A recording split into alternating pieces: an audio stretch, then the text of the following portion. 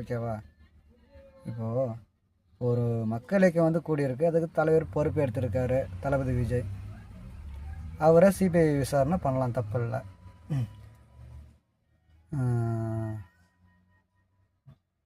அங்கே இருக்க government officer, police, collector இவங்கெல்லாம் அதை வந்து பொறுப்பேற்று அவங்களுக்கு பாதுகாப்பு அளிக்கணும்.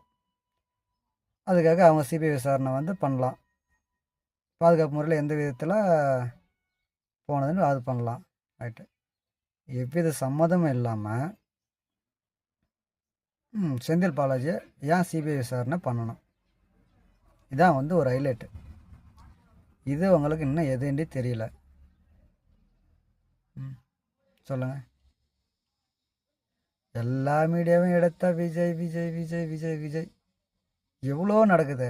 ஏன் விஜய் தர ஒரு விஷயமே உங்களுக்கு இல்லையா? ஏன் அப்பாண்டா போய் அவர் மேலே போடுறேங்க. இப்போ என்னடா திரைப்பட ஜனநாயக ஷூட்டிங்காக எடுக்கப்பட்டிருக்கு அப்படின்னு சொல்கிறேங்க. ஏன் அங்கே புதிய தலைமுறை இல்லையா? லோக்கல் மீடியா எவ்வளோ இருந்தது? சன் நியூஸ் இல்லையா? எல்லா நியூஸ் சேனலுக்கு 60 அன்றைக்கி இருந்துச்சு. அப்போ எங்கே போனாங்க இதெல்லாம்? இல்லை சிபிஐ விசாரணை சார்ஜ் ஷீட் பண்ணி கோர்ட்டுக்கு வந்துருச்சா? எதுவும் வரல. அதெல்லாம் விசாரணை இருக்கும்போது உங்களுக்கு ஏன் தேவையில்லாத வேலை இது? விசாரணை ஏதோ அது கரெக்டாக வரும். பொறுத்திருந்து பாருங்கள். ஏன் டேமினேட் பண்ணுறேங்க தளபதியை? சொல்லுங்கள். ஹைலைட் விஷயமே பாலாஜி தூக்கி சிபிஐ விசாரணை பண்ணது தான். இதுவே உங்களால் தெரிஞ்சிக்க முடியல.